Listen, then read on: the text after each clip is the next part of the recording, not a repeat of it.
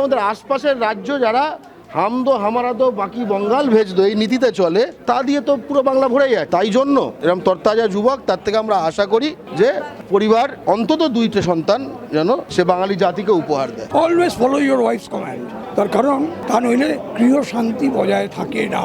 ওরা যথেষ্ট বোঝে, সমাজ সচেতন যুবক, ভালো মন্দ বোঝে। ধৈর্য হলো বিবাহের বন্ধনের মাপকাঠি। এই ধৈর্যটা মানে পরীক্ষা সময়ে সময় দিতে হবে, এবং ধৈর্যের মধ্য দিয়েই কিন্তু বিবাহের স্থায়িত্ব নির্ভর করে।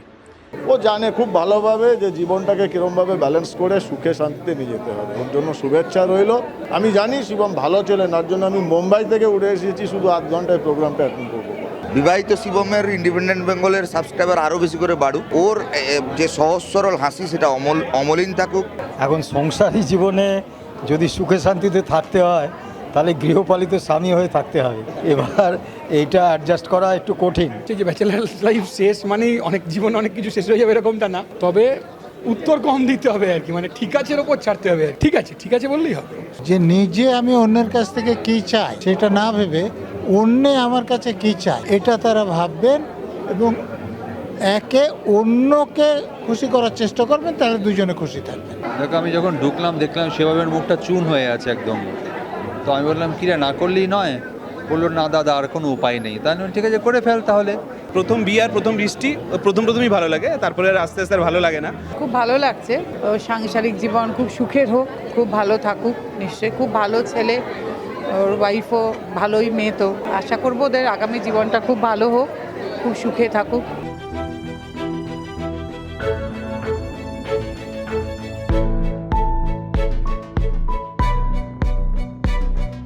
Always follow your wife's command, তার কারণ তা নইলে গৃহ শান্তি বজায় থাকে না।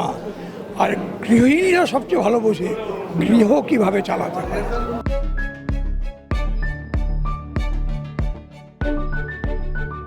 ওরা যথেষ্ট বোঝে, সমাজ সচেতন যুবক, ভালো মন্দ বোঝে। আমাদের সমাজে যে বন্ডিং ছিল, ফ্যামিলি বন্ডিং, তার অংশ, সেইটাকে সঙ্গে রেখে প্রত্যেকের চয়েস তাকে সঙ্গে নিয়ে আবার চলতে হবে সমাজটাকে একসাথে, পরিবারটাকে একসাথে। তো পারবে, যথেষ্ট পারবে, যেন কখনো মানে ওদের নতুন পরিবারে চলতে গিয়ে সেগুলোকে খেয়ালের মধ্যে রেখে ভালোভাবে ওরা চলবে, যথেষ্ট ভালোভাবে ওরা চলবে। আমার একদম পুরো ভরসা আছে।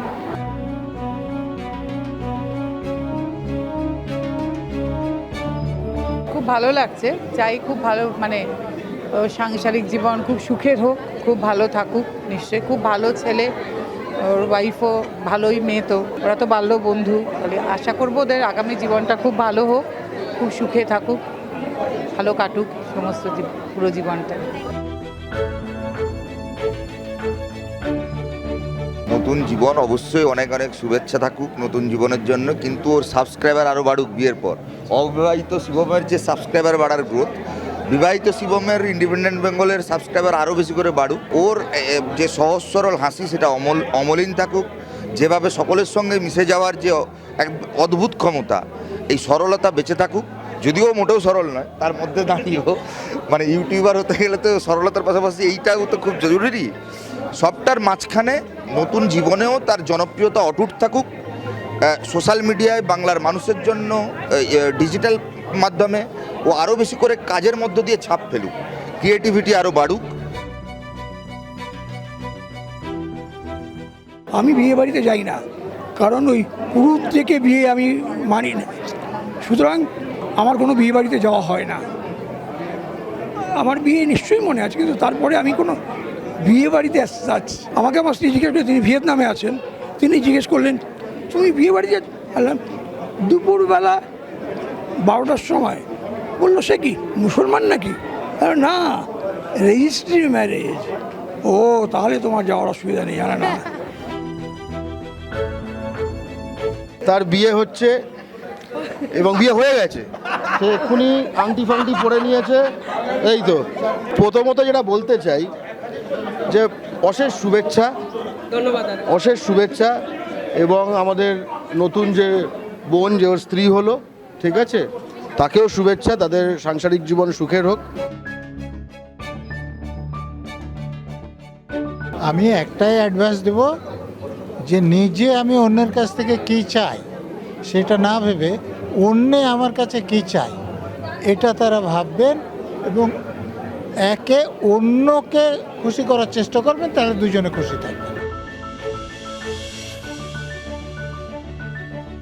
দেখো, বিবাহ সবচেয়ে গুরুত্বপূর্ণ একটা প্রতিষ্ঠান। বিবাহ বন্ধনে আবদ্ধ হওয়ার মধ্য দিয়ে একে অপরের প্রতি সামাজিকভাবে দায়বদ্ধতা, ভালোবাসা তো অবশ্যই আছে, কিন্তু তার থেকে বড় হলো সামাজিক পারিবারিক দায়বদ্ধতায় আবদ্ধ হওয়া। আমি দুজনকেই উদ্দেশ্যেই বলবো যে বিবাহ বন্ধনে আবদ্ধ হওয়া মানে হলো দায়িত্ব পালন করা একে অপরের প্রতি।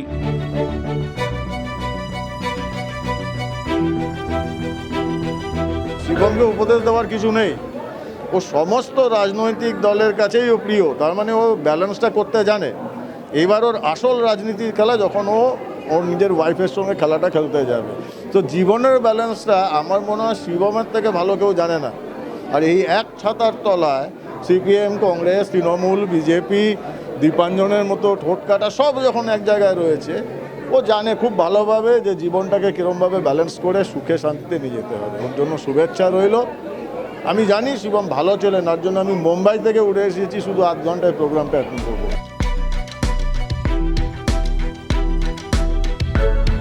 এখন সংসারী জীবনে যদি সুখে শান্তিতে থাকতে হয় তাহলে গৃহপালিত স্বামী হয়ে থাকতে হবে। এবার এইটা অ্যাডজাস্ট করা একটু কঠিন, কারণ আমরা যারা মানে এই ধরনের কাজের সঙ্গে যুক্ত তাদের তো বেশিরভাগ সময়টাই বাইরে থাকতে হয় এবং সময়ের কোনো ঠিক থাকে না। স্বাভাবিকভাবে পরিবারে যিনি নতুন এলেন তার পক্ষে এটা মানিয়ে নেওয়া খুব কঠিন। কাজে এই দুদিকটা সামলে নিয়ে চলা একটু কঠিন, চেষ্টা করতে হবে। বাইরের কাজ তো ছাড়া যাবে না, কিন্তু একটু চেষ্টা করতে হবে। তবে আশা করব যিনি নতুন এলেন তিনি শিবমের এই সীমাবদ্ধতাটা বুঝবেন এবং তাকে সহযোগিতা করবেন। যে সহযোগিতা আমি পেয়েছি, মলয় পেয়েছি।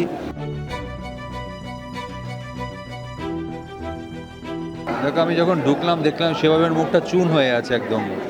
তো আমি বললাম কিরে, না করলেই নয়? বললো না দাদা, আর কোনো উপায় নেই। তাই আমি ঠিক আছে, করে ফেল তাহলে। তো তারপরে ব্যাপারটা মোটামুটি এখন মানিয়ে গুছিয়ে নিয়েছে। তা আগামী দিনে ভালোই কাটবে আমার বিশ্বাস। আমি ওর বউকেও চিনি, দুজনে মিলে ভালো মন্দ মিশিয়ে দারুণ থাকবে। তবে আমি বলবো শিবমকে যে এটা একটা সত্যি একটা বড় সিদ্ধান্ত নিতে পেরেছিস তোরা দুজনেই, তোদের অভিনন্দন। এবং তোর এমন করে জীবনটা কাটা যাতে তোদের দেখে বাকিরাও বিয়ে করতে ইন্সপায়ার্ড হয়।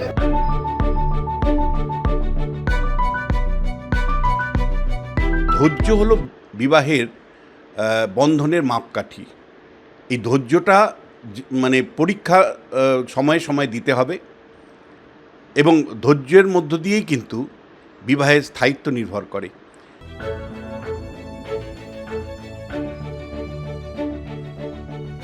আজকে জামাই ষষ্ঠী, জানো, আমার মেয়ে জামাই এসছে, আমার শালি ভাইরা এসছে, তবুও শিবমের এই অনুষ্ঠানে আমরা এসে উপস্থিত হয়েছি। স্বাভাবিকভাবে যে আমার সহধর্মিণী যদি সহযোগিতা না করতো আজকে অন্তত আসতে পারতাম না। শিবমের সঙ্গে পরিচয় বলতে গেলে শিবম ইউটিউবার হওয়ার পর থেকেই। এখন আজ সে সাংসারিক জীবনে প্রবেশ করলো। প্রথমেই তার জীবন সুখে শান্তিতে কাটুক, এটাই আমরা চাইব। দ্বিতীয়ত শিবম বলবে মলয়দা রাইটার্সে একটু আসবেন আজকে, বা ফিরদৌস শামীমের চেম্বারে আসবেন, সেটা হয়তো অনেকটাই কমে যাবে। কারণ স্বাভাবিকভাবে জানি যে সাংসারিক জীবনে প্রবেশ করলে অনেক বাধা বিঘ্ন থাকে, সহজে সবসময় যে নির্দিষ্ট জায়গায় পৌঁছানো যায় তা নয়। আমার বিয়ে হয়েছে বহু বছর আগে এবং সেটা এতটাই আড়ম্বরবিহীনভাবে হয়েছে, সেই গল্প আজকের দিনে এখানে খুব একটা বলার মতো নয়। সেখানে কয়েকটা মাত্র লোক ছিল। আর এইটুকু একটা কথা বলবো তোমাদের যে আমি বিয়ে করার আগে আমার রেজিস্ট্রি ম্যারেজ হয়েছিল, আমি 2টো ডেট ফেল করেছিলাম। মানে বিয়ের ডেট আমি ফেল করেছিলাম, 3 নম্বর ডেটে গিয়ে বিয়ে হয়েছিল। মানে সময় হয়নি, ডেট ঠিক করে সময় হয়নি। তো যিনি রেজিস্ট্রার তিনি বলেছিলেন যে এই 3 নম্বর বারটা ফেল করলে আবার নতুন করে নোটিশ দিতে হবে। তো সেই জন্য 3 নম্বর বারটায় আমরা করেছিলাম। এবং বিয়েতে যে উইটনেস লাগবে সেটাও ঠিক মাথায় ছিল না। আমাদের কয়েকজন বন্ধু তারা ওখানে হাজির হয়ে গিয়েছিল, তারা যদি হাজির না হতো সাক্ষী হিসেবে তাহলে হয়তো সেদিনও হয়তো বিয়েটা হতো না। শিবম মানে শিব স্বয়ং, মানে আদিম কাল থেকে আজ পর্যন্ত সমস্ত নারীর কামনা হচ্ছে শিবের মতো বর পাওয়া। তো শিবমের যে বউ হয়েছে সে একটা শিবের মতো বর পেয়েছে, তাকে কি উপদেশ দেব? শিব প্রাপ্তির পরে কাউকে উপদেশ দেওয়া যায়? আমার বিয়ে সে তো 193 বছর আগে হয়েছে, এখন আর মনে থাকে? ওই উপোস করে থাকতে বলেছিল, চুরি করে খেয়েছিলাম, এইটুকু মনে হচ্ছে।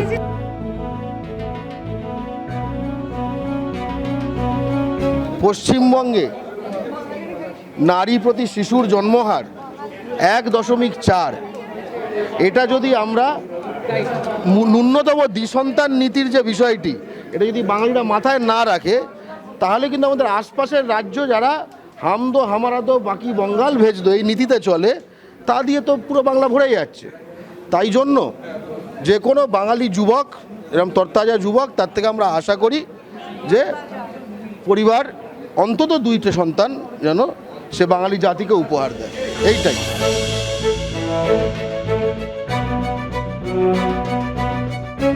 আমি তো এখনো বিয়ে করিনি, আমার সেই এক্সপিরিয়েন্স নেই, তবে প্রথম বিয়ে আর প্রথম বৃষ্টি প্রথমই ভালো লাগে। তো শিবমদার প্রথম বিয়েতে ওনাকে অনেক শুভেচ্ছা, আশা করি এটাই ওনার শেষ বিয়ে হবে। অনেক শুভেচ্ছা থাকলো, অনেক ভালো থাকুক, ভালোভাবে জীবন কাটাক, এই একটা আমার ওর প্রতি ভালোবাসা, অগাধ ভালোবাসা থাকলো। ভালো কাজ করুক, ভালোভাবে জীবন কাটাক স্ত্রীকে নিয়ে।